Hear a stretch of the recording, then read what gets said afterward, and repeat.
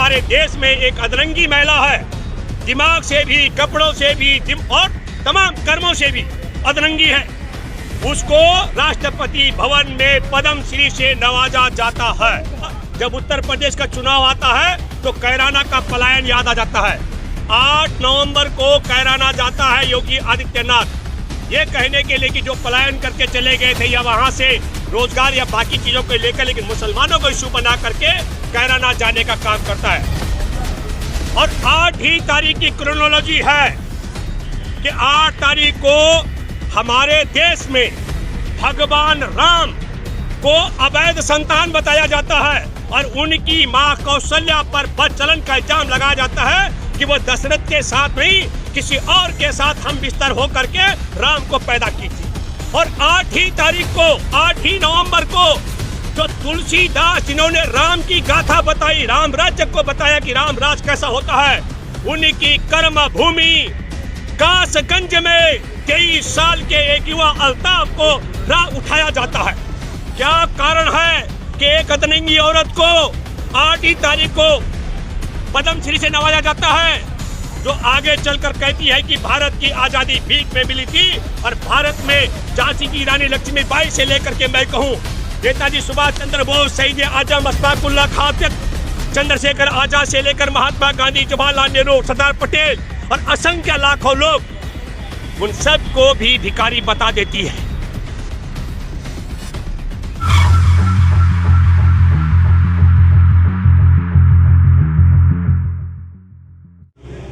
नमस्कार, मैं हूं भूपेंद्र रावत और आज जंतर मंतर में आप सब लोगों को पता है कि डॉक्टर कफील खान जो बीआरडी मेडिकल कॉलेज में बाल विशेषज्ञ जो बच्चों का उपचार कर रहे थे और किस तरीके से योजनाबद्ध तरीके से जो वहां पर ऑक्सीजन सप्लायर कंपनी थी उसके 60 लाख से ज़्यादा का बकाया रह गया था और वो 60 लाख ज़्यादा का बकाया के लिए नोटिस देती है सरकार को, उत्तर प्रदेश के स्वास्थ्य मंत्री को, योगी सरकार को कि हमारा बकाया दिया जाए तो हम ऑक्सीजन की आपूर्ति रोक देंगे। और आप सब लोगों को मालूम है कि 2017 का जिक्र मैं कर रहा हूँ, 63 मासूम बच्चों का और लगभग मेरे ख्याल से 18 से ज़्यादा बेस्ट लोगों की जान चली गई थी ऑक्सीजन की कमी के कारण। 8 लोगों को उसमें आरोपी बनाया गया था और 8 में से 7 की बहाली हो गई है। एक बाल विशेषज्ञ डॉक्टर कफील खान है जो हर जगह से हाई कोर्ट से लेकर उनकी अंतरिम जांच की कमेटी से लेकर के निर्दोष साबित हो गए, लेकिन अभी उनको नवंबर 2021 में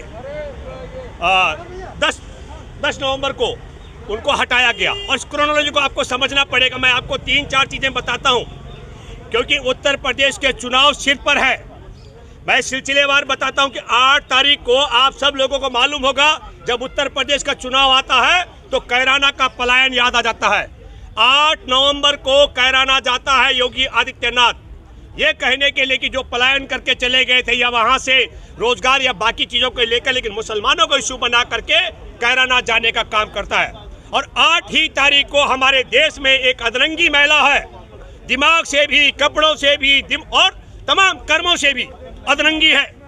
उसको राष्ट्रपति भवन में पद्म श्री से नवाजा जाता है। और 8 ही तारीख की क्रोनोलॉजी है कि 8 तारीख को हमारे देश में भगवान राम को अवैध संतान बताया जाता है और उनकी मां कौशल्या पर बदचलन का इल्जाम लगाया जाता है कि वो दशरथ के साथ नहीं किसी और के साथ हम बिस्तर हो करके राम को पैदा की थी। और 8 ही तारीख को, 8 ही नवंबर को जो तुलसीदास जिन्होंने राम की गाथा बताई, राम राज्य को बताया कि राम राज कैसा होता है, उनकी कर्म भूमि कासगंज में 23 साल के एक युवा अल्ताफ को उठाया जाता है। ये पूरा आपको समझना चाहिए।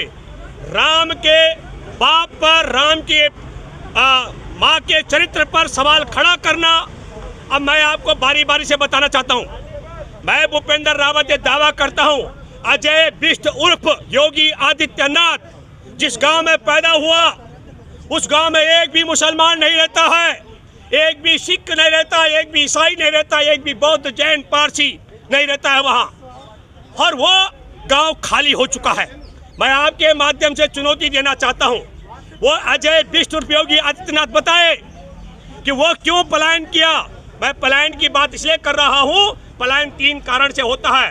एक, रोजगार की खोज के लिए, स्तरीय शिक्षा के लिए और स्वास्थ्य को लेकर जैसे हमारे साथी डॉक्टर कफील खान, जिनको बीआरडी कॉलेज में अगस्त 2016 में नियुक्ति मिलती है और अगस्त 2017 में ऑक्सीजन की कमी होती है बीआरडी मेडिकल कॉलेज में।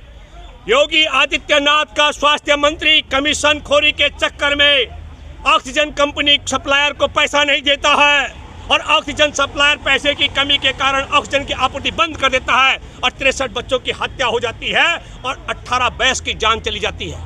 डॉक्टर कफील खान ने यह नहीं कहा।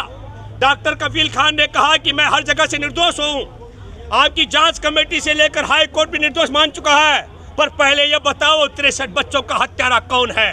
वो 18 जो वयस्क है उनकी हत्यारा कौन है? तो इन सब मामलों को लेकर मैं ये कहना चाहता हूँ, क्या कारण है कि 8 नवंबर को राम के बाप को सवाल खड़ा होता है वो दशरथ की औलाद नहीं है, जबकि हम दशरथ नंदन सुनते आए हैं। क्या कारण है कि एक अतरंगी औरत को 8 ही तारीख को पद्मश्री से नवाजा जाता है, जो आगे चलकर कहती है कि भारत की आज़ादी भीख में मिली थी और भारत में झांसी की रानी लक्ष्मीबाई से लेकर के मैं कहूँ नेताजी सुभाष चंद्र बोस, शहीद आजम अशफाक उल्लाह खां तक, चंद्रशेखर आजाद से लेकर महात्मा गांधी, जवाहरलाल नेहरू, सरदार पटेल और असंख्य लाखों लोग, उन सब को भी भिखारी बता देती है। और फिर कैराना पर मैं वापस आता हूँ योगी आदित्यनाथ को चुनौती देने के लिए, और आप सबके माध्यम से एक बात कहता हूँ, योगी आदित्यनाथ ने अगर कैराना के पलायन पर सवाल उठाना बंद नहीं किया तो मैं भूपेंद्र रावत, अजय बिष्ट जिस गांव में पैदा हुआ उस गांव जाकर के इसकी पोल खोल करूंगा। मैं बताऊंगा इसका घर भी बंजर पड़ा हुआ है, वहां कोई मुसलमान पलायन नहीं कराया। ये बात मैं कहना चाहता हूं। लेकिन मैं आपके माध्यम से 3-4 बातें कहना चाहता हूं। हमारे देश का चरित्र आपको बताना चाहता हूं। बीआरडी मेडिकल कॉलेज में से 8 डॉक्टरों पर आरोप लगता है और 1 डॉक्टर कफील खान को निष्कासित किया जाता है क्योंकि वो मुसलमान है। हमारे देश में पूरी दिल्ली से लेकर दिल्ली, कलकत्ता, मुंबई, मद्रास, उत्तर प्रदेश, बिहार, राजस्थान, गुजरात, बंगाल, हरियाणा, पंजाब के लोगों से भरा पड़ा है। दिल्ली को mini Bihar, mini Punjab, mini Haryana, mini Uttarakhand कह सकते हैं, लेकिन कोई सवाल नहीं उठता है।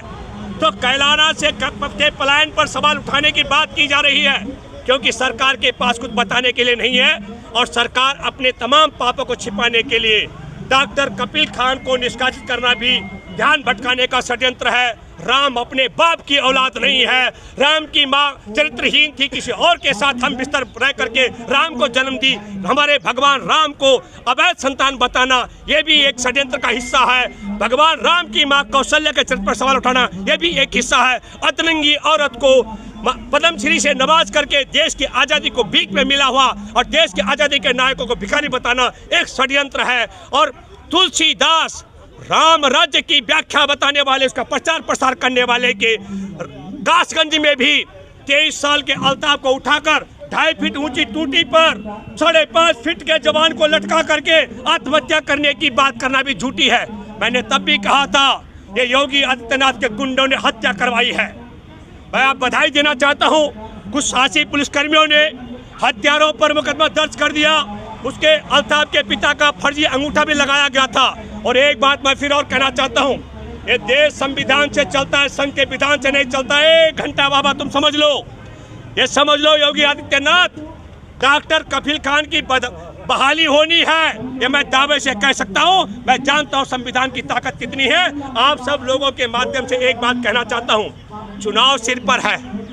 इनको हिंदू मुसलमान इसलिए कराना है, इनको भारत पाकिस्तान कराना है। कारण कई हैं। हमारे उत्तर प्रदेश के अंदर कोरोना काल में बगैर जांच के, बगैर ऑक्सीजन के और बगैर इलाज के जिन लाखों लोगों की मौत जान गई, उनमें सबसे बड़ी संख्या उन हिंदुओं की थी जो अंतिम संस्कार नहीं कर पाए। लाशें नदी में बहाई गई, उन्हें चील कबर कुत्ते खा रहे थे। और जो लाशें रेत में दफन की गई, उनके कफन योगी ने चोरी कराए और उन लाशों को भी चील कबर कुत्ते नोच के खा रहे थे। इससे ध्यान भटकाने का है। हमारे देश में जो अदानी को बंदरगाह बेचे गए, मुद्रा पोर्ट का मैं जिक्र कर रहा हूँ, गुजरात का भी जिक्र कर रहा हूँ, वो स्मगलिंग के अड्डे बन गए जहाँ 2 खरब 10 अरब रुपए की हेरोइन पकड़ी गई। उसे ध्यान भटकाने का षड्यंत्र है। अरुणाचल में चीन ने कब्जा करके अपना गांव बसा दिया, उससे ध्यान भटकाने का षड्यंत्र है। मोदी कहता है मैं रोजगार दे रहा हूं। एसएससी जीडी ग्रेड के 54,000 छात्र 54 करोड़ रुपए जमा करा चुके थे। 2018 में लिखित टेस्ट भी पास किए, शारीरिक टेस्ट भी पास किए, मेडिकल टेस्ट भी पास किए, और तो सरकार के पास एसएसबी से लेकर के असम राइफल तक, सीआरपी से लेकर सीआईएसएफ तक और आईटीबीपी में 1,10,000 वैकेंसी है। ये केंद्र की सरकार ने संसद में बताया, और 54,000 बालकों की नियुक्ति नहीं हो रही है। 2018 से जो नालायक सरकार भर्ती कराने के बाद, टेस्ट लेने का पैसा लेने के बाद पास भी हो गए लड़के शारीरिक रूप में, टेस्ट में, लिखित में भी, मेडिकल तौर पर भी, और फीस जमा कर चुके हैं, उनकी बहाली नहीं हो रही है। तो 54,000 लोग, युवाओं को जो नौकरी नहीं दे पाई 2018 से 21 में, वो रोजगार के मामले में भी पूरी तरह फेल है, बेरोजगारी के मामले से ध्यान भटका रही है। हमारे देश के अंदर 30 रुपए लीटर का डीजल पेट्रोल 3 गुना महंगी कीमत पर बेच करके देश को लूटा जा रहा है। सरसों का तेल दुगनी कीमत पर बेचा जा रहा है। देश महंगाई के मामले में, लूटपाट के मामले से ध्यान भटकाने का है। तो सीमा पर चीन का कब्जा हो गया।